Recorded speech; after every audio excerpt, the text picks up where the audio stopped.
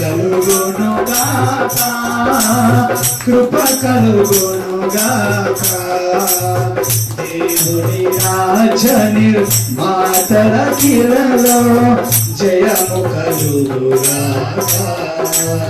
దేవుని రాజ నిర్మాతల కిలలో జయము కలుగుగాక.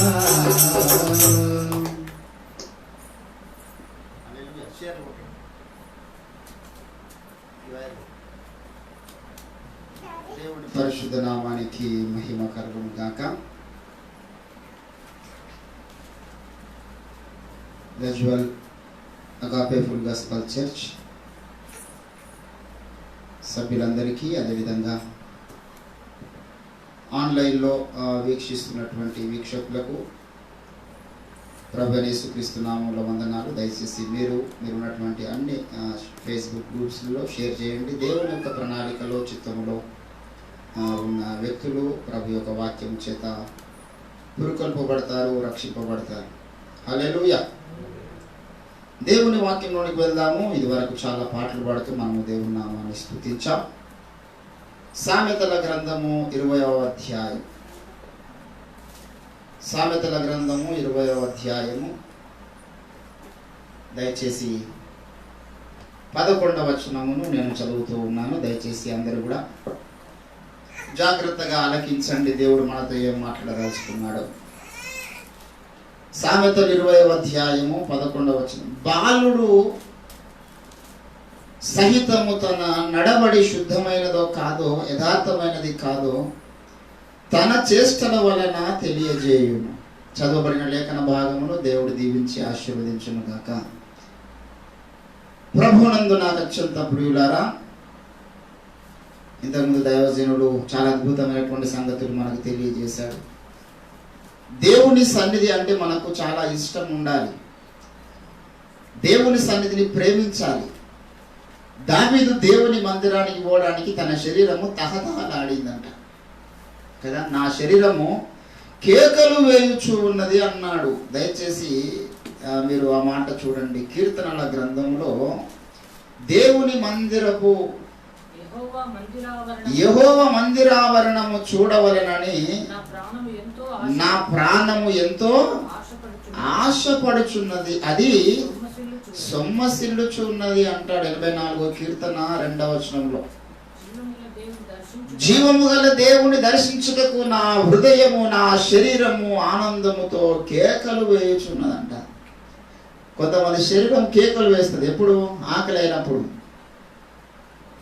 కడుపులో పేగులు ఉడుతున్నాయి అన్న అంటారు కొందరు. ఎట్లా ఉడుతాయో అప్పుడు వేరులోకి వెళ్ళిపోయేది, వాళ్ళకి వినబడుతుంది అన్నమాట. సో ఆకలైన కేకలు కొన్ని, అవసరతలు కేకలు కొన్ని వినపడతా ఉంటాయి. అయితే దావీదు యొక్క శరీరం కూడా కేకలు పెడుతున్నది. ఎందుకంటే దేవుని మందిరానికి వెళ్ళాలి, మోకాళ్ళ మీద ప్రార్థన చేయాలి. ఈయన శరీరము కేకలు వేయడం చూడండి. ఎప్పుడు అట్లా కేకలు వేస్తుంది తెలుసా? ఇంతకుముందు అయ్యగారు చెప్పినట్టుగా మనకు బలులు లేవు లేవు లేవు అన్నాడు. కానీ కొత్త నిబంధన జనాంగానికి కొన్ని బలులు ఉన్నాయి. ఆ విషయం అన్నాలోకి ఇంక వెళ్ళలేడు. మీకు ఆ పాత నిబంధన వివరణ ఇచ్చాడు. కొత్త నిబంధన ప్రకారం కూడా బలులు ఉన్నాయి. కానీ మేకలు, కోళ్ళు, గువ్వలు, ఎట్లు ఇవి కాదు బలి అర్పించాల్సింది. నీ దేహమే బలిగా అర్పించాలి. రోమీలకు రాసినటువంటి పత్రిక 12వ అధ్యాయంలో అపోస్తలుడైన పౌలు భక్తుడు అంటాడు, ఉత్తమమును అనుకూలమును దేవుని చిత్తము ఏమై ఉన్నదో మీరు తెలుసుకున్నట్టు మీరు ఏం చేయాలంటే, కాబట్టి సహోదరులారా పరిశుద్ధమును దేవునికి అనుకూలమైన సజీవ యాగముగా మీ శరీరములను దేవునికి. ఇప్పుడు మనం చేయవలసిన బలి అది కొత్త నిబంధన ప్రకారం మనకున్న బలి ఒకటే. పాత నిబంధనలో బలిలో ఒక ఎద్దును తీసుకొచ్చో, ఒక మేకను తీసుకొచ్చో, లేకపోతే ఒక పావురు పిల్లని తీసుకొచ్చి బలి అర్పిస్తే అయిపో 5 నిమిషాలు దాని కథ. కొత్త నిబంధనలు అయిపోయే కథ కాదు ఇది. సజీవ యాగముగా, లివింగ్ సాక్రిఫైస్. ప్రతిదినము దినదినము చనిపోవచ్చున్నాను అంటాడు పౌలు భక్తుడు. ప్రతిరోజు అర్పించాల్సిన పని. చాలా మంది భక్తులు పాటలు రాశారు. దినదినము చనిపోవచున్నాను, యేసుక్రీస్తులో బ్రతుకుచున్నాను.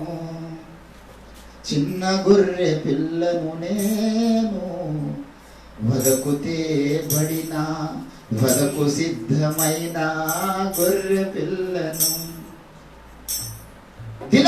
దినదినము చనిపోవాలి. సజీవ యాగముగా సమర్పించుకున్న వాని స్టేటస్ వేరు. వాడు ఎప్పుడు దేవుని మందిరంలో ఉండడానికి ఇష్టపడతాడు. ఇక సజీవ యాగం సమర్పించుకోకపోతే ఎప్పుడెప్పుడు ముగిస్తాడా, ఎప్పుడెప్పుడు ఇంటికి పోదామా, ఎప్పుడెప్పుడు ఆశీర్వాద ప్రార్థన చేస్తారా, ఎప్పుడెప్పుడు అయిపోతుందా అన్నట్టు ఉంటుంది. అట్లా మీకు అనిపిస్తే మీరు ఇంకా సజీవ యాగంగా సమర్పించుకోలేదని గ్రహించాలి. మీ శరీరం సంపూర్ణంగా దేవునికి సమర్పించబడలేదని, అట్లా ఒకవేళ మీ మనసు మీ శరీరం ఆ విధంగా అనిపిస్తే, మనడి ఇక్కడ ఎవరు లేదు, ఎంతసేపు చెప్పినా కూర్చుంటారు అనుకోండి. ఒకవేళ దేవుని సన్నిధిలో ఉండడానికి ఇష్టపడదంట శరీరం కొంతమందిది. ఎప్పుడెప్పుడు లేచి బయటికి వెళ్ళిపోదామా అని చూస్తుంది. కారణం ఏంటంటే వాళ్ళు సజీవ యాగంగా దేవునికి సమర్పించలేకపోయారు. సజీవ యాగంగా దేవునికి మనల్ని మనం సమర్పించుకున్నప్పుడు మనం కూడా దావీదు వలె అంటాం, నా శరీరము కేకలు వేయుచున్నది ఆనందంతో. ఎందుకు కేకలు వేస్తుంది అంటే దేవుని సన్నిధిలో ఉండడానికి అది కేకలు వేస్తుంది. ప్రార్థన పొరల సహవాసంలో ఉండడానికి అది కేకలు వేస్తుంది. స్తుతించు వారి మధ్య ఉండడానికి అది కేకలు వేస్తుందండి. దుష్టుల సాంగత్యములు అది ఉండదు, అక్కడ సంతోషించదు. కాబట్టి మనం ఇక్కడ ఆనందంతో ఉండాలి. దేవుని మందిరంలో ఉన్నప్పుడు మన శరీరము ఆనందించాలి, మన శరీరము సంతోషించాలి. ఏదో కష్టంగా మనం ఉండకూడదు, అది మన క్షేమము కాదు. దేవుని బిడ్డలారా, చదవబడినటువంటి లేఖన పరిశుద్ధ భాగములో బాలుడు సహితము తన నడవడి శుద్ధమైనదో కాదో, యథార్థమైనది కాదో తన చేష్టల వలన తెలియజేయును. ఒక చిన్న పిల్లవాడే ఎటువంటి చేష్టలు చేస్తున్నాడో వాడి చేష్టలను బట్టి వాడి నడతను గుర్తుపెట్టవచ్చు. వాడు మాట్లాడే విధానాన్ని బట్టి, వాడు ప్రవర్తించే విధానాన్ని బట్టి, వాడి క్రియలను బట్టి ఎటువంటి నడత వీలుకున్నదో చెప్పొచ్చు అంటున్నాడు జ్ఞాని. అయితే దేవుడు కూడా ఈరోజు మన జీవితంలో నడతను పరిశీలన చేస్తున్నాడు. ఆయన what kind of walk do we have in spiritual realm? ఆత్మ జీవితంలో మన నడత ఎక్కడికి వెళ్ళే విధంగా ఉంది? ఒక స్త్రీ యొక్క నడత ఉంది. ఆ నడత ఎక్కడికి వెళ్తుందంటే, ఇదే సామెతల గ్రంథంలో 5వ అధ్యాయము 5వ వచనంలో ఆమె నడత గురించి మాట్లాడుతూ ఉన్నాడు. ఒక స్త్రీ ఉన్నది ఇక్కడ, దాని నడతలు, జార స్త్రీ నడతలు ఎట్లా ఉంటాయంటే, దాని నడతలు మరణమునకు దిగుటకు దారి తీయును, దాని అడుగులు పాతాళమునకు చక్కగా, అది జీవ మార్గమును ఏమాత్రము విచారించదు. దానికి తెలియకుండానే దాని పాదములు ఇటు అటు ఇటు అటు తిరుగుతుందంట వేష. దాని నడతలు ఆ విధంగా ఉన్నాయి అంటున్నాడు దేవుడు. దానికి తెలియకుండానే ఎక్కడ పోతుందో తెలియదు ఆ స్త్రీ యొక్క నడత. కానీ మన నడత ఎట్లుండాలి, ఎట్లా ఉండాలని దేవుడు ఆశపడుతున్నాడు. ఎటువంటి నడతలు దేవుడు ఆశిస్తున్నాడో ఆ నడత గురించి దేవుడు చెప్పాడు మనకు. నిర్గమకాండము ఏ నడతలు దేవుడు ఎక్స్పెక్ట్ చేస్తున్నాడు ఈరోజు మన ద్వారా అనేది మనం చూస్తే, నిర్గమకాండము దయచేసి 18వ అధ్యాయము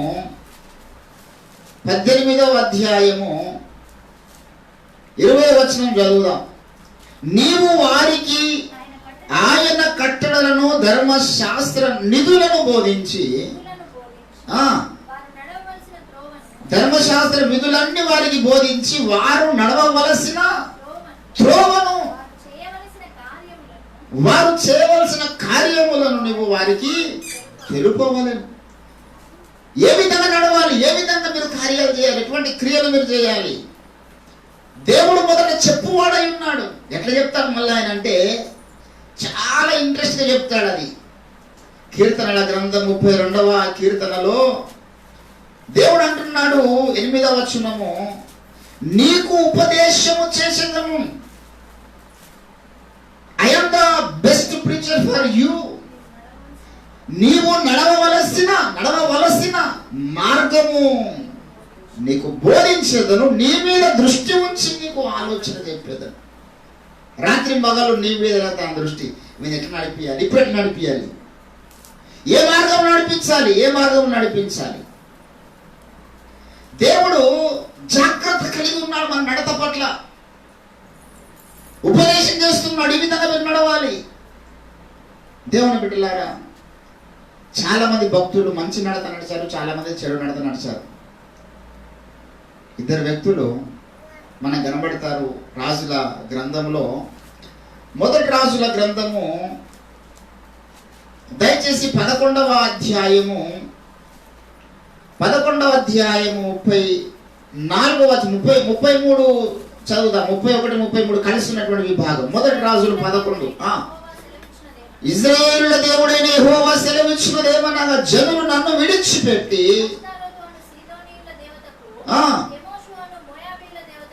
దేవతకును అమ్మోనీయుల దేవతకు మొక్కి, ఏంటండి, సొలొమోను తండ్రి అయిన దావీదు చేసినట్లు నా దృష్టికి యోగ్యమైన దానిని చేయక, నా కట్టడలను నా విధులను అనుసరింపకయు, ఏమంటున్నాడు, నేను ఏర్పరిచిన మార్గమును నడవక ఉన్నారు గనక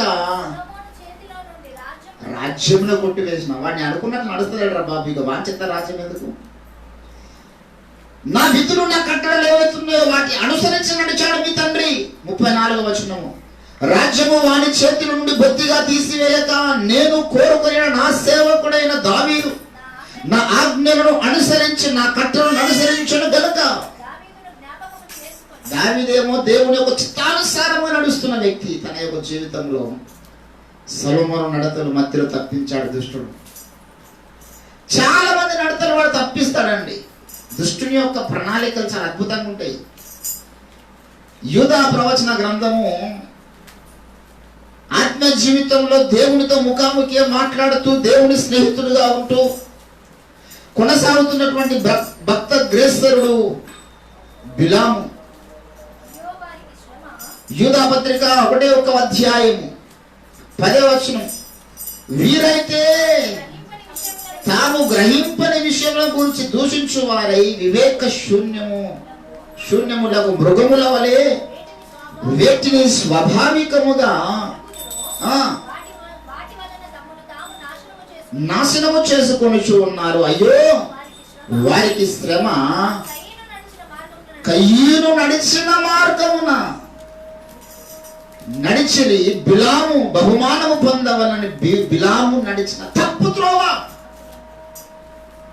త్రోవలో ఆత్రంగా పరిగెత్తున్నారంట. వాళ్ళు ఏదో పడిపోయింది అన్నట్టు, కొందరు పడిపోయింది అన్నట్టు ఇస్తారు. ఏం పని ఉండదు అలా. చాలా విషయాలకు ఇప్పుడు వచ్చేటప్పుడు నాకు ఒకటి విచిత్రమైనటువంటి దృశ్యం కనిపించింది. ముడరాజపల్లి మారిన తర్వాత ఒకడు కళ్ళకి అద్దాలు పెట్టుకొని దీక్షగా చూస్తుండే ఇట్లా. అది మనం అడిపోయిదేమని నేను అనుకున్నా. బండి స్లో చేసిన. ఎందుకు అట్లా దీక్ష చూస్తున్నా అంటే అక్కడ కూడా ఫోటో తీస్తున్నాడు. ఆ ఫోటో కోసం కూడా ఇక్కడ చూస్తున్నాడు. ఆడే మనం అడిపోయిందేమని మనం అనుకోవాలి. వర్ణింపలేము ఇప్పుడు చేస్తున్నటువంటి చేష్టలు. ఇక్కడ కొంతమంది చేష్టలు కనిపిస్తున్నాయి. ఈ చేష్టలు అంట తప్పు మార్గమును నడిపించే చేష్టలు ఆత్మ జీవితంలో. నా గమ్యం గుర్తుపెట్టుకోవాలి. సామెతలు ఏమన్నాడు, వారి చేష్టల వలన వాడు ఎటువంటి నడుస్తుండో గుర్తించాలి మనం. ఇక్కడ వీళ్ళు చేష్టలు చెడిపోయినాయి. బిలాము యొక్క చేష్టలు చెడిపోయిన చేష్టలు కలిగినటువంటి వ్యక్తిగా ఉంటున్నారు. వారి నడత దేవునికి నచ్చలేదు. దయచేసి 2వ పేతురు రాసినటువంటి పత్రిక 2వ అధ్యాయం 15వ వచనం, తిన్నని మార్గమును విడిచి బెయోరు కుమారుడైన బిలాము పోయిన మార్గమును బట్టి త్రోవ తప్పిపోయి ఆ బిలాము దుర్నీతి వలన కలుగు బహుమానమును ప్రేమించను. అయితే అతడు గద్దింపబడను. ఒక గాడిదతోనే దేవుడు గద్దిస్తున్నాడు. తప్పు మార్గంలో పోతున్నవారా బాబు. గాడిద మనిషి కాదు. యోకంలో తప్పు త్రోవలు పెడితే చాలా గాడిదలు గద్దిస్తాయి మనల్ని కూడా. అరే మంచిది. ఇప్పుడు ఒకటి తప్పు ఒకటి త్రావుకు బానిసలు అనుకో, దేవుడు నమ్ముకున్నాడే కావాలా మనకి గద్దించడానికి? ఏ లోక సంబంధం అయినా ఏ త్రాకపోతేనే మన అరే ఉత్తర పాపం ఇచ్చిన వయసులో అవలగడ ఉన్నావా, ఎందుకు తాగుడు అలవాటు అవుతున్నావు అని గద్దిస్తారు. వాడిని వీడి గాడిదనే వాడి సాక్షుడు, వాళ్ళు మళ్ళీ పిక్తే వాళ్ళు మందేస్తారు. సుఖపడదాకా మాట్లాడరు. ఎంతో మంది ఆ విధంగా ఉన్నారు. కానీ తాము చెడ్డవారై ఉండి తమ పిల్లలకు మంచి లేవనరిగి ఉండగా పరలోకమందున్న నీ తండ్రి అంటాడు. దేవుని బిడ్డలారా, బిలాము నడిచినటువంటి త్రోవ దేవునికి నచ్చలేదు. సంఖ్యాకాండం 22వ అధ్యాయం, సంఖ్యాకాండం 22వ అధ్యాయము దయచేసి 32వ వచనం చూద్దాం. యెహోవా దూత ముమ్మారు ఈ గాడిదను నీవేల కొట్టిది, విదిగో నా ఎదుట నీ నడత విపరీతమైన నడతనంటావా? అంది ఎటువంటి నడతనంట? విపరీతమైన నడత అంటే చెడిపోయిన నడత అన్నాడు. బిలాముది ఉన్నది దేవుని బిడ్డలారా. ఈరోజు దేవుడు మన నడత గురించి మాట్లాడుతూ ఉన్నాడు. మన నడతను ఆయన చూస్తూ ఉన్నాడు. ఇటువంటి నడత నడవండి చెప్పినటువంటి దేవుడు మన నడతను చూస్తూ ఉన్నాడు. 139వ కీర్తనలో అంటాడు చూడండి. 139వ కీర్తన దయచేసి 3వ వచనం. నా నడకను నా పడకను ఏం చూస్తున్నాడు దేవుడు? ఏం చూస్తున్నాడు? మన నడకను చూస్తున్నాడు. ఏ రకంగా నడుస్తున్నాడు వాడు ఆత్మీయ జీవితంలో? వారి నడకకు ఆధారం ఏమిటి? నా వాక్యం ఆధారంగా ఉందా? వాని ఆలోచనలు ఆధారంగా ఉన్నాయా? నా వాక్యం ఆధారంగా ఉందా? లోక సంబంధమైనటువంటి ఆచారాల ఆధారంగా ఉన్నాయా వాని నడతకు? కొందరికి లోక సంబంధమైన ఆచారాలే ఆధారం నడతకు. నేను లోపల ఒకసారి చెప్పాను. అందుకే క్రిస్టియన్ బిలీవర్స్ అమ్మాయి డెలివరీ అయిన తర్వాత హాస్పిటల్ నుంచి ఇంటికి తీసుకొచ్చినప్పుడు దర్వాజా కాడ ఆపిరాదు. దర్వాజా కాడ ఆపి అసలు యాక్చువల్ దర్వాజా కాడ ఆపి ఇటు దిద్ది 3 సార్లు ఇక్కడ 3 సార్లు ఇక్కడ ఏదో అంటారు. కథ పెద్ద కథ ఉంటుంది అన్నమాట. ఇట్లా అని దాన్ని తీసి అక్కడ పడేస్తారు. అది ఎవరి ముఖం మీద వాడండి, సంబంధం లేదు. అయితే ప్రార్థన చేయడానికి నన్ను పిలిచారు. అయ్యగారు మా కూతురు ఈ విధంగా హాస్పిటల్కి వెళ్ళి మరి వస్తున్నది ఇంటికి, మీరు ప్రార్థన చేసినాక నేను ఇంట్లోకి వస్తుంది. అరే ఇంట్లో కూర్చున్నట్టుండమ్మా, ఎండలో బయట వచ్చినాక ప్రార్థన చేస్తాను నేను చెప్తున్నాను. నాకు తెలియదు ఈ వ్యవహారం అంతా. మీరు ఇంట్లో కూర్చోబెట్టండి, వచ్చిన తర్వాత ప్రార్థన చేస్తాను నేను అంటే. లేదా బయట ఉన్నప్పటికీ ప్రార్థన సరే పోయి ప్రార్థన చేసిన తర్వాత మళ్ళీ లోపల రాణిస్తలే.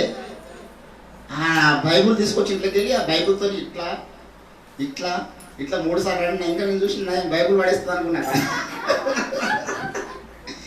తిప్పి బైబుల్ అవతల పడేస్తుందేమనుకున్నా. నయం బైబుల్ పడేయలే. ఇట్లా 3 సార్లు తిప్పి మళ్ళీ ఇంట్లోకి తీసుకొచ్చింది. అంటే నడతకు ఆధారం చూడండి. కొంతమంది యొక్క నడతకు ఆధారము లోక సంబంధమైన ఆచారాలు, కొంతమంది నడతకు ఆధారం వాని యొక్క స్వచిత్తం. బిలాము నడత చెడిపోయిందండి. కారణం దేవుడా? వాడే, ఎవడు కాదు కారణం. వాని చేష్టల వలన తెలిసింది వాడు విపరీతమైన చెడు మార్గంలో ఉన్నాడని. వాడి చేష్టల వలన తెలిసింది వాడు శ్రమ అనేటటువంటి జోన్లోకి వెళ్ళిపోయాడని. 3 సార్లు దేవుడు గద్దించినా వినలేదు. దేవుడు అంటున్నాడు, మీ నడకను పరిశీలిస్తున్నాను నేను, నా నడకను నా పడకను నీవు. అయ్యగారు ఒక అద్భుతమైన పాట రాశారు కదా. నీ కూర్చుండుట నీకు తెలియును, నేను లేచుట నీకు తెలియును, నా నడకలు నా పడకలన్నిటినీ బాగుగా ఎరిగిన హృది పరిశోధకుడా యేసయ్యా, బాగుగా ఎరిగిన హృది పరిశోధకుడా యేసయ్యా, ఏమి దాచగలను నా ప్రభువా, ఎందు దాగగలను. నా నడకను బాగా ఎరిగినవాడు. ఈ పాటలు కూడా చరణం రాస్తాడు. ఇది ఉన్నవాడవు యేసు, శోధనలు ఎంతో సహాయకుడవు నీవు, వేదనలో ఆదరణ నీవు, నడకను నేర్పి పడనీయకన్నాను. అంటే ఇది 50 సంవత్సరాల సేవా జీవితంలో ఇంకా ఏం నేర్పిస్తున్నాడు దేవుడు? నడక నేర్పిస్తున్నాడు. కృపయనుడితో ఇంకా చెప్పుతున్నాడు ఆయన. 50 ఏళ్ళు భక్తి జీవితం, మనకు 10 ఏళ్ళు కూడా కాదు. ఇంకెంత చెక్కాలి, ఇంకెంత నడక నేర్పాలి దేవుడు. ఎట్లా నేర్పుతాడు తెలుసా దేవుడు నడక? ఏంటండి 17వ కీర్తన దావీదు ప్రార్థన చేస్తున్నాడు 5వ వచనంలో, నా మార్గముల యందు నా నడకలను స్థిరపరచుకొని ఉన్నాను, నా కాలు జారలేదు. ఈ తరంలో ఓఫీర్ గారు ఇచ్చిన సాక్ష్యం అది. ఆ తరంలో రంజిత్ ఓఫీర్ గారు, ఆ తరంలో దావీదు భక్తులు ఇస్తే, ఈ తరంలో రంజిత్ ఓఫీర్ గారు ఇచ్చిన, నా కాలు జారలేదు ఇప్పటిదాకా. కాలు జారని అనుకున్నా నేను. ఇంకో పాటలు కూడా అంటాడు కదా, అడుగులు జారగ నీయక నన్ను రెయ్యి బొమ్మలు కాచిన నా ప్రభు. ఎంత అద్భుతమైన సాక్ష్యం ఉంది. మన అడుగులు జారనీయడు దేవుడు, ఎందుకంటే అతడే చెయ్యి పట్టుకుని వాడు. హోషేయ ప్రవచన గ్రంథము దయచేసి 11వ అధ్యాయం, హోషేయ ప్రవచన గ్రంథము 11వ అధ్యాయము 3వ వచనము, ఎఫ్రాయిమును చెయ్యి పట్టుకొని వాడికి నడక నేర్పిన వాడను. దేవుడు నేర్పిస్తాను నడక. మనకు చదువు వచ్చిన వాళ్ళైనా, చదువు రాని వాళ్ళైనా, చిన్నవాళ్ళైనా, పెద్దవాళ్ళైనా, ఏ స్థితిలో ఉన్న వారికైనా దేవుడు చెయ్యి పట్టుకుంటాడు. మనకు తెలియదు, మనకు తెలియకుండా మన చెయ్యి పట్టుకొని నడవడం నేర్పిస్తాను మెల్లగా. నా కూతురికి రోజు నేను నేర్పిస్తాను. ఇంట్లోకి పోయిన తర్వాత కొద్దిసేపు చేయి పట్టుకుంటే మంచిగా నడుస్తుంది, కొంత దూరం నడుస్తుంది కదా అని చేయి వదిలిపెట్టేస్తాను. నేను వదిలిపెట్టేసిన తర్వాత 2 అడుగులు వేసి మళ్ళీ కింద పడిపోతాను. కింద పడిపోగానే వెంటనే కింద పడ్డాం అని చెప్పేసి బెల్ట్ సోన్ కొడతారు. ఎవడన్నా కొడితే వాడు తండ్రి ఒక మూర్ఖుడు, సైతాన్. ఆమె కింద పడ్డ కొద్దీ ముద్దు వస్తుంది. కింద పడగానే మనం ఎత్తుకొని కౌగులించుకొని ముద్దు పెట్టుకుంటాం. దేవుడు కూడా మనకు నడక నేర్పిస్తూ ఉన్నాడు. కొన్నిసార్లు మనం పడిపోయినప్పుడు కూడా దేవుడు అత్తుకుంటాడు అనమాట. ఒకసారి చేయబట్టుకున్నాడు దేవుడు, నాకు నడవడానికి అవకాశం ఇచ్చాడు. పొద్దున నడిచాను. నడిచిన తర్వాత దేవుడు విడిచిపెట్టాడు. మరి విడిచిపెట్టకపోతే నడక నేర్చుకోను. మరి నేను విడవను ఎడబాయన చెప్పిన దేవుడు కొన్నిసార్లు విడిచిపెడతాడండి. పరమగీత గ్రంథములో ఆ ఉదాంతం మనం చదవాలి. పరమగీతము, నా ప్రాణప్రియుడు ఏంటండి నాకెదురు పడగా, పరమగీతము 2వ అధ్యాయం 3వ వచనమా చదవండి.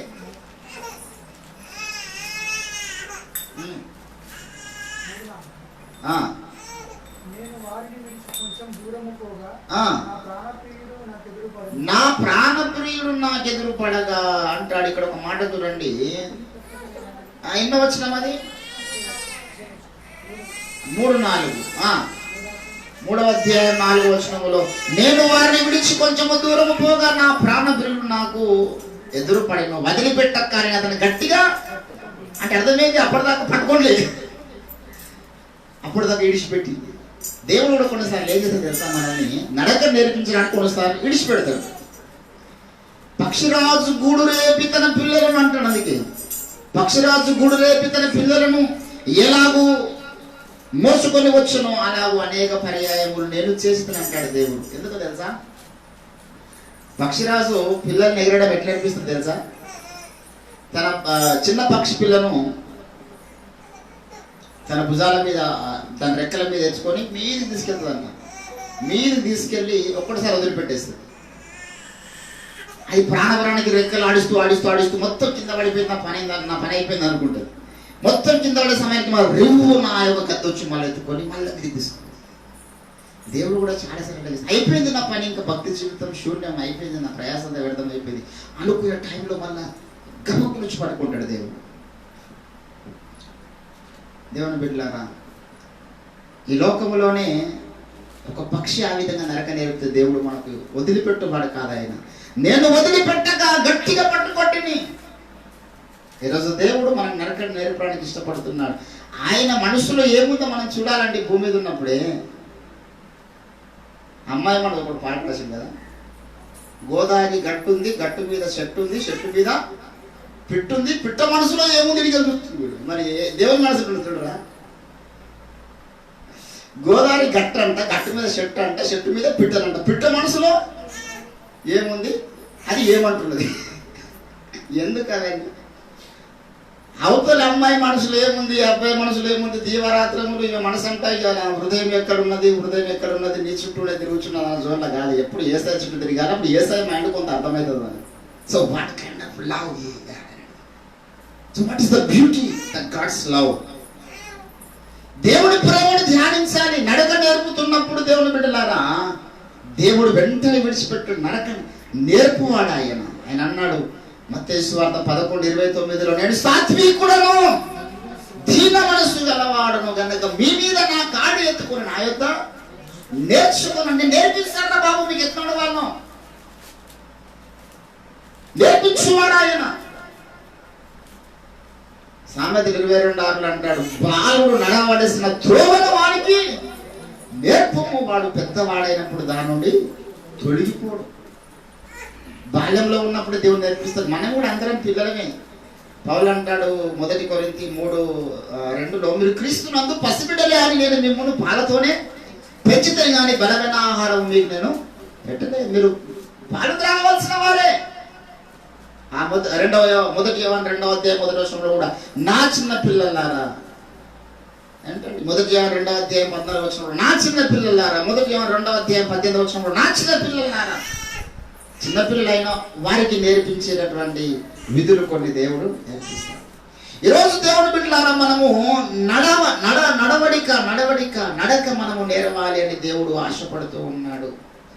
మనకు నడక నేర్పువాడైన క్రీస్తు ఇష్టపడుతున్నాడు. నీకు నాకు నడక నేర్పడానికి ఇష్టపడుతున్నాడు. ఆత్మీయ జీవితంలో ముందుకు మనము నడక నేరుస్తూ పరిగెత్తాలని ఆశపడుతున్నాడు ఆయన. చెట్ట నడక కాదు. ఇర్మియా ప్రవచన గ్రంథం 23వ అధ్యాయం 10వ వచనంలో, దేశము వ్యభిచారముతో నిండి ఉన్నది, జనుల నడవడి చెడిపోయింది. దేశమంతా కూడా చెడిపోయిన నడక నడుస్తున్నదని దేవుడు. ఏంటండి? దేశము వ్యభిచారులతో నిండి ఉన్నది, జనుల నడవడి చెడ్డదైపోయింది. నడకను చూస్తున్నాడు దేవుడు. వారి చెడ్డ నడత నడుస్తున్నారయ్యా. నేను కోరుకున్న నడత లేదు, నేను కోరుకున్న ఫలాలు లేవు. నేను కోరుకున్నటువంటి ఫలాల కొరకు చూస్తే కారు ద్రాక్షలు ఫలిస్తూ ఉన్నారు అని దేవుడు తన యొక్క బాధను వ్యక్తం చేస్తూ ఉంటున్నాడు దేవుని బిడ్డలారా. కనుక ఈరోజు బాలు నడవలసిన త్రోవని నేర్పమని చెప్పినటువంటి దేవుడు మనమైన పిల్లలు, మన గురించి ఆ లేఖనము లోక సంబంధమైన పిల్లల గురించి కాదు. లోకంలో చెప్పుడు అవసరం లేదు, అందరూ నేర్పిస్తారు పిల్లలు నడక. మనకు ఒక బిడ్డలు వచ్చేది మన మసీదు పని నుంచి. వాళ్ళ పాప 1 year అయిన తర్వాత కూడా నడవలేదు. పాప తర్వాత నడిచింది. వాళ్ళు ఎంత టెన్షన్ పడ్డరు, ఎంత బాధపడ్డరు. 1 year అయినా ఇంకా మా బిడ్డ లేచి నడుస్తలేదు, ముఖాల మీద పోతలేదు, కూర్చొని దేక్కుంటూ పోతుంది. అయ్యా మాకు టెన్షన్ పట్టుకునేది, మా బిడ్డకు ఒకవేళ నడవని తెలుస్తుంది. లోకపరంగానే ఒక తండ్రి తన కుమారుడు కృంటివాడిగా ఉంటే ఇష్టపడతారంటే, సంతోషపడతారా? వాడు కుమిలి ఏడుస్తాడు, అయ్యో దేవా ఇటువంటి సంతానం ఎందుకు ఇచ్చినావయ్యా నాకు. మరి పరలోకపు తండ్రి ఆశపడుతున్నాడు. ఇప్పుడేమో మొత్తం అంతా కుంటూరు ఉన్నారు దేవుని సంఘం. ఒక్క నడవడిగా చక్కగా లేదు, ఒక్క నడత సరిగా లేదు. ఒక్కడు వాక్యానుసారంగా తమ నడతను స్థిరపరచుకున్న వారు కాదు. 119వ కీర్తనలు అంటాడు 8వ వచనంలో, యవనస్తులు దేని చేత తమ నడతను శుద్ధి చేసుకొందురు, నీ వాక్యమును బట్టియే కదా, దానిని జాగ్రత్తగా చూసుకోవాలి. దేవుని యొక్క వాక్యమును బట్టి మన నడత స్థిరపడాలా. లోక సంబంధమైన ఆచారాలను బట్టి కాదు, నీ సొంత ఆలోచనలను బట్టి కాదు నడత స్థిరపడాల్సింది. పరిశుద్ధాత్మ దేవుని యొక్క ప్రేరేపణ చేత, పరిశుద్ధాత్మ నడిపింపు చేత నీ నడవడిక స్థిరపరచబడాలి. అందుకే ఆదిమ సంఘం ఎంత అద్భుతంగా వాళ్ళు నడిచారంటే, పరిశుద్ధాత్మ దేవుడు ఏం చెప్తే గది చెప్పారు. పరిశుద్ధాత్మకును మాకును తోస్తుంది. కొన్నిసార్లు పరిశుద్ధాత్మ దేవుడు సపోర్ట్ చేయలేదు. సపోర్ట్ చేయకపోతే పౌలు విడిచిపెట్టాడు దేవుడు. ఎన్నోసార్లు ప్రార్థన చేస్తే దేవుడు ఆజ్ఞాపించాడు, ఆయన ఆజ్ఞాపించాడు దేవుడి సంఘానికి పౌలు. కొన్నిసార్లు పరిశుద్ధాత్మ దేవుడు ఏమనలేదు. ఏమనకపోతే పౌలు అంటాడు, నా తాత్పర్యం చెప్తున్నా, ఇలాగ చేస్తే మంచిది, ఇలాగ మీరు చేయండి. కొన్నిసార్లు దైవ సేవకులు లేఖనాల్లో ఆ విషయం లేకపోయినా వారి నోటి నుంచి వచ్చిన మాటను కూడా మనము దేవుని వాక్గా తీసుకోవాలి. దేవుని వాక్ అది కూడా దేవుడు ఆమోదముద్ర వేశాడనమాట. పరిశుద్ధాత్మ దేవుడు ఆమోదముద్ర వేస్తాడు. పౌలు తాత్పర్యమును కూడా బైబిల్లో రాణించాడు. పౌలు తాత్పర్యం కూడా పరిశుద్ధాత్మ ప్రేరణ చేత రాయబడ్డదని చెప్పే విధంగా చేశాడు. తన తాత్పర్యమే నడవడికి ఆ విధంగా దేవుని యొక్క చిత్తానుసారంగా నడుస్తూ ఉన్నప్పుడు నీ నోట్లోకి వచ్చిన ప్రతి మాట విలువ పెరిగిపోతుంది అనమాట. నడతను బట్టి నీ యొక్క మాట విలువ వస్తుంది. ఇష్టానుసారమైన చెడు నడత నడిస్తే ఎవడు విలువేయడు, దేవుడు కూడా విలువేయడు. ఈరోజు దేవుని బిడ్డలారా, నడక ఎక్కడ నేర్వాలి, ఎవరు నేర్పిస్తారంటే క్రీస్తు నేర్పిస్తాడు. ఏ బడిలో అంటే వాక్యం అనేటటువంటి బడిలో నువ్వు చేరాలి. నీ స్వబుద్ధిని ఆధారం చేసుకోవద్దు, కేవలము దైవ చిత్తానికి లోబడాలి. ఇక్కడ అంటున్నది సామెతలో, వారి నడతను గుర్తించాలంటే వారి చేష్టలు చూడాలి. వారి చేష్టల్ని బట్టి వాడు ఏ రకమైన వ్యక్తిగా దేవుని కొరకు తయారు కాగలుగుతాడు. బాలుడు సహితము తన నడవడి ఏంటండి, శుద్ధమైనదో కాదు, యథార్థమైనదో కాదు. దేవుని బిడ్డలారా, వాడి నడత గురించి దేవుడు మాట్లాడుతున్నాడు. వాడి చేష్టల వల్ల గుర్తించు బాబు వీడు ఎటువంటి నడత నడుస్తున్నాడు. దేవుడు చూస్తాడు వాడు రక్షణ పొందిన తర్వాత, 5-6 సంవత్సరాలు చూస్తాడు వాడిని, వాడు ఎటువంటి నడత నడుస్తున్నాడు, అందులో ప్రార్థన జీవితం ఎంతుంది, విశ్వాసం ఎంతుంది, ఎంత నా మాటకు లోబడుతూ ఉన్నాడు, ఎంత వాడు సమస్తమును పెంటతో సమానంగా ఎంచుకుంటున్నాడు, ఎంతగా నా మీద ఆధారపడుతున్నాడు, ఎంతగా నేను చూస్తున్నాడు అనుకుని సాగుతున్నాడు, ఎంతగా మన సొంత ఉద్దేశం ద్వారా నడుస్తున్నాడు, ఎంతగా ఎవరి ఆలోచన స్వీకరిస్తున్నాడు, ఎంతగా నా ఆలోచన స్వీకరిస్తున్నాడు, ఎంతగా నేను నియమించినటువంటి నాయకులకు లోబడుతున్నాడు, ఎంతగా నా చట్టానికి లోబడుతున్నాడు. అవన్నీ చూసి చూసి చూసి వానికి దేవుడు ఏం చేస్తాడనమాట, వారి నడతకు ముద్ర వేస్తాడు. వీడు దైవ చిత్తానుసారమైన నడత నడుస్తున్నాడు, క్రీస్తు అడుగు జాడలో నడుస్తున్నాడు, వీడు క్రీస్తు చూపించినటువంటి మార్గంలో నడుస్తున్నాడు వీడు. దేవుని బిడ్డలారా, మనము లేవాలి, నిలబడాలి. నిలబడని వాడు కూడా నడవలేడు. కూర్చొని నడుస్తాడు, నడవలేడు. నడక ప్రారంభించాలంటే ఫస్ట్ నిలబడడం నేర్చుకోవాలి. ఆత్మీయ జీవితంలో పడిపోదు. చీటికి మాటకి ఊరికే ప్రార్థన సన్నగిరడము, ఊరికే విశ్వాసం సన్నగిరడము, ఊరికే శోధనలకు పడిపోవడము, ఊరికే ఏవో ఒక రకమైన డిప్రెషన్లో కృంగిపోవడము, నిరాశ, నిస్పృహ, ఊరికే చిరాకు పడడం, ఊరికే అసహించుకోవడం, ఊరికే అలగడం, ఇవన్నీ కూడా వాడు ఇంకా పడిపోయిన స్థితిలో, వాడు కూర్చున్న స్థితిలో ఉండడం చూసిస్తాయి. అవన్నీ టెక్నిక్ తీసుకోవాలి. మనం ఏవాడు మన గురించి ఏమనుకున్నా పట్టించుకో, దేకొద్దు. మనం ఎన్ని నిందలు అవమానాలు ఏమొచ్చినా వాటి వైపు చూడొద్దు. నేను నడుస్తున్నాను క్రీస్తు వైపు చూసి ఓపికతో ప్రయత్నిస్తున్నాను అనుకోవాలి. పేతురులాగా, పేతురు యేసు ప్రభు వైపు చూస్తున్నప్పుడు బాగానే ఉంది, మంచిగా సాగి వెళ్తున్నాడు.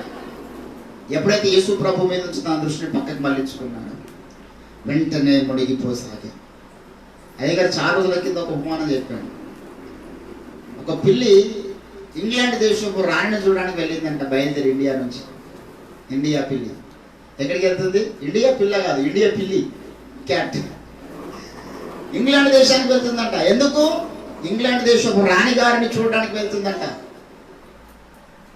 నడక ప్రారంభించింది, ప్రయాణం ప్రారంభించింది. చాలా దూరం పోయిన తర్వాత మినిమం ఇంగ్లాండ్కు ఇండియాకు మధ్యలో పోయిన తర్వాత దానికి ఒక ఎలుకడ్డం వచ్చిందంట ఆ రోడ్డు మీద.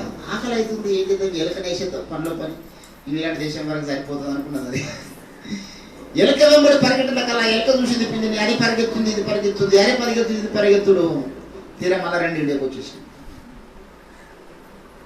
అంత డేంజర్ ఉంటుంది ఆత్మీయ జీవితంలో. మరలా మధ్యలో పోయిన తర్వాత మనం ఎలుకను చూసి ఆశపడవద్దు, ఆ ఎలుకను బుద్ధించిపోదాం అనుకోవద్దు. సైతాన్ కానీ ఒక కుట్రెట్టు ఉంటుంది తెలుసా, వాడు గాలం వేస్తాడు. గాలం వేసేటోళ్ళు, మేము కూడా గాలం వేస్తున్నాం, మాకు చేప పడతాడు. సైతాన్ గడేసే గాలంకు పక్క పడుతుంది. గాలం ఒట్టి గాలం వేస్తే వాడే మళ్ళా ఆ గాలంకు ఆ చేపకు రుచికరమైంది ఏదైనా వానపాము, లేకపోతే ఇంత శేఖర్ ఒక ఎక్స్పెరిమెంట్ తయారు చేసాడు. గుడ్డు, పిండి, దాన్ని మంచి అరేంజ్ చేసుకొని పోతే స్నాక్స్గా తీసుకుంటున్నాయి, కానీ మనకు గాలంకు ఒక చేప పడతలేదు. గాలంకు చేప పడడమే కష్టం అండి.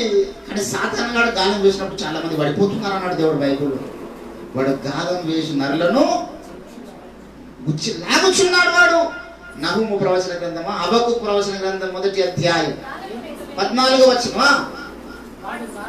వాడు గాలము వేసి మానవులందరినీ గుచ్చి లాగి వాడు గాలం వేసి పడుతున్నాడు. మనకు కనిపించకుండా ఎక్కడో సాటుకుంటాడు వాడు మన ప్రయాణంలో మనం వెళ్తూ ఉన్నప్పుడు. అందుకే యాత్రలో యేసు వైపు చూస్తూ తాగాలి.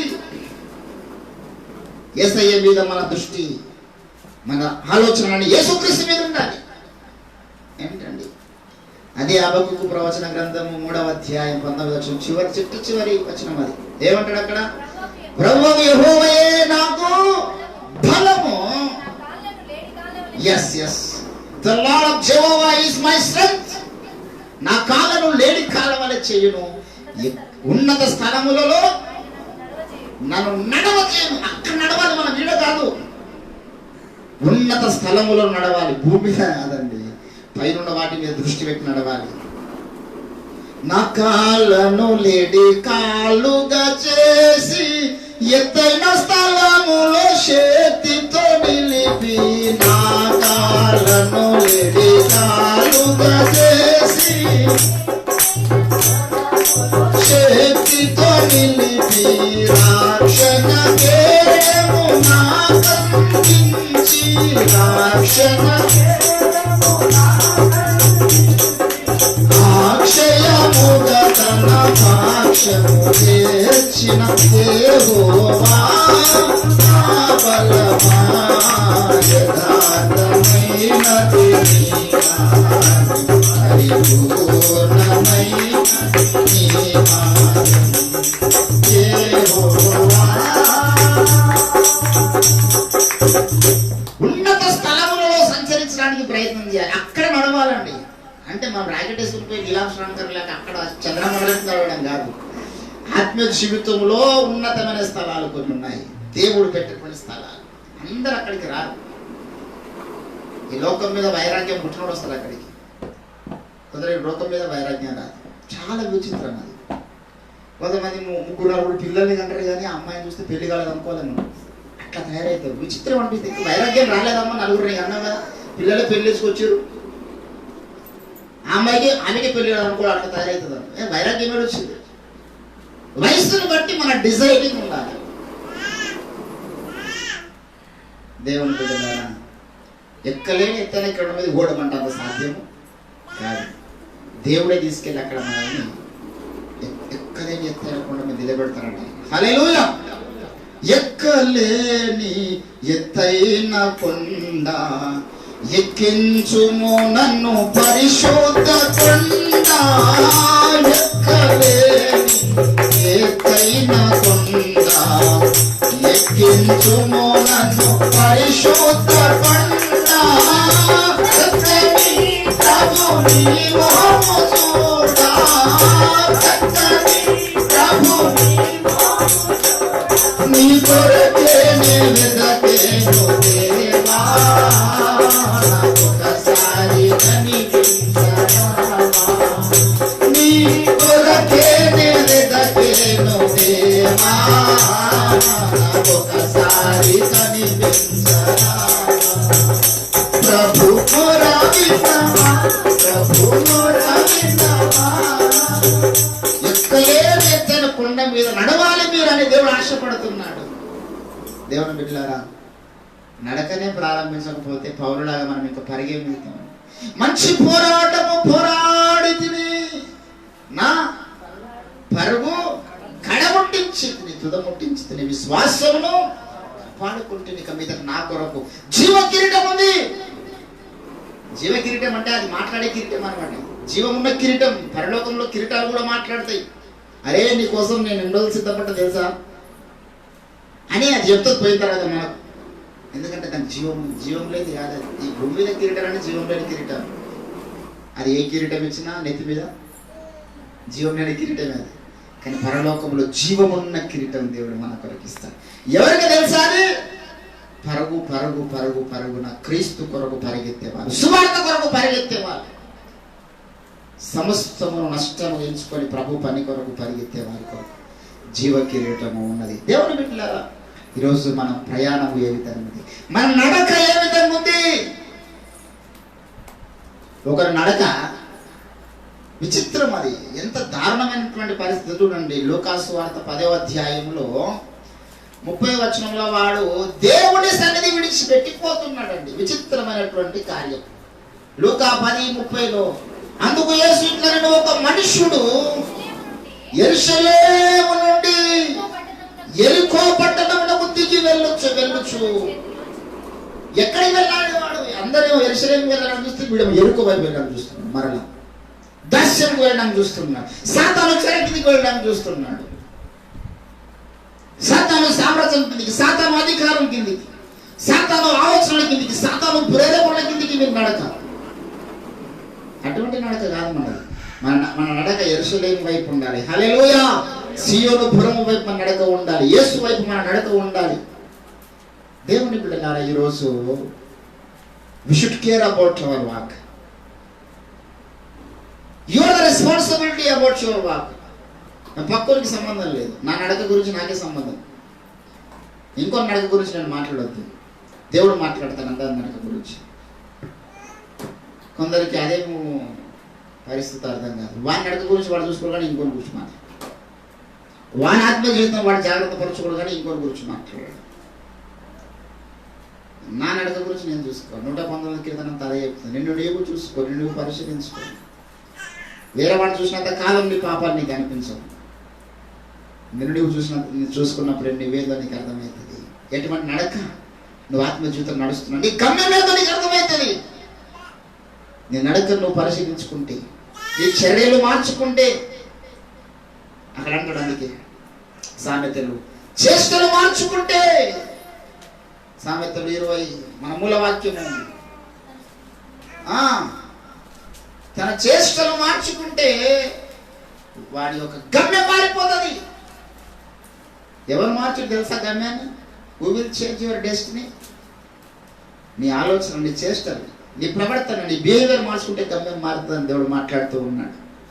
ఈరోజు రక్షణ పొందిన వారు మీరు మార్చుకుంటే మీ గమ్యం మారుతుంది. ఇది వరకు యేసు రక్తాన్ని అంగీకరించకుండా, యేసు ప్రభు యొక్క సువార్తను నమ్మకుండా అదేవిధంగా మీరు కొనసాగితే నరకానికి వెళ్ళిపోతారు. మీ చేష్టలు మార్చుకొని, మీ బుద్ధి మార్చుకొని ఈ రోజైనా సరైన మార్గంలో వెళ్ళడానికి నీ యొక్క నడతను ప్రారంభిస్తే నీ గమ్యం మారిపోతుంది. రక్షణ పొందిన వారైనా సత్యం పట్ల చెడులొగ్గండి, మీ గమ్యం మారిపోతుంది. సత్యం ముందు విశ్వాసం పెంపొందించుకోనండి. ఈ తరంలో దేవుడు పంపినటువంటి రాయబారి రంచుదోపిరి గారి పట్ల మీకున్నటువంటి అనుమానాలను, అపోహలను తొలగించుకోండి. అబద్ధపు ప్రచారం నమ్మకండి, మీ గమ్యం మారిపోతుంది. అవే నమ్మితే మీ గమ్యం మారిపోతుంది పరలోక రాజ్యంలో. Your destiny depend upon your self, not others. నీ గమ్యము నీ మీద ఆధారపడి ఉంది, నీ నడక మీద ఆధారపడి ఉంది, నీ చేష్టల మీద ఆధారపడి ఉంది. ఈరోజు దేవుని బిడ్డలారా, మనం ఎటువంటి నడత నడుస్తున్నాం? పౌలు దేవునికి ఇష్టానుసారమైన నడత నడిచినటువంటి వ్యక్తి. తిమోతి దేవునికి ఇష్టానుసారమైన నడత నడిచిన వ్యక్తి. దావీదు దేవుని హృదయానుసారమైన నడత, దానియేలు దేవుడి చిత్తానుసారమైన నడత, దేవుడు మెచ్చుకునే నడత వాళ్ళు నడిచారు. దేవుడు నొచ్చుకునే నడత ఈనాడు భక్తులు నడుస్తున్నారు. దేవుడు మెచ్చుకునే నడత మనం కూడా ప్రారంభిస్తాం. నడిచి నడిచి నడిచి మెల్లమెల్లగా పరుగు ప్రారంభిస్తాం. నడుస్తూ పోతే గమ్యము లేట్ వస్తుంది, పరిగెత్తు త్వరగా వస్తుంది. మనం పరిగెత్తడానికి దేవుడు ఆశపడుతున్నాడు, మనం పరిగెత్తడానికి ఇష్టపడుతున్నాడు ఆయన. మన పరుగును చూసి ఆనందించే దేవుడు అయి ఉన్నాడు ఆయన. మన పరుగును చూసి అభినందించే దేవుడు అయి ఉన్నాడు. అటువంటి దేవుని స్థానంలో ఈరోజు మనం ఒక నూతన తీర్మానముతో ఇంకా మన పరుగును స్పీడ్ పెంచుదాం. టాప్ గేర్ వేసి కొడదాం బండి. ఇంకా ఫస్ట్ గేర్ సెకండ్ గేర్ వద్దు, టాప్ గేర్ వేసి కొట్టు కొడితే మొత్తం సాతాన సామ్రాజ్యం అంతా కుప్పగొలిపోవాలి. హల్లెలూయా. ప్రార్థన చేద్దాం రండి. ప్రభు కొద్ది మాటలు దీవించి ఆశీర్వదించి ఫలింపచేయును గాక. ప్రార్థన చేసుకుందాం, ప్రార్థన చేసుకుందాం. స్తోత్రం. హల్లెలూయా, హల్లెలూయా, హల్లెలూయా. పరిశుద్ధాని వందనాలు, వందనాలు, వందనాలు, వందనాలు, వందనాలు, వందనాలు.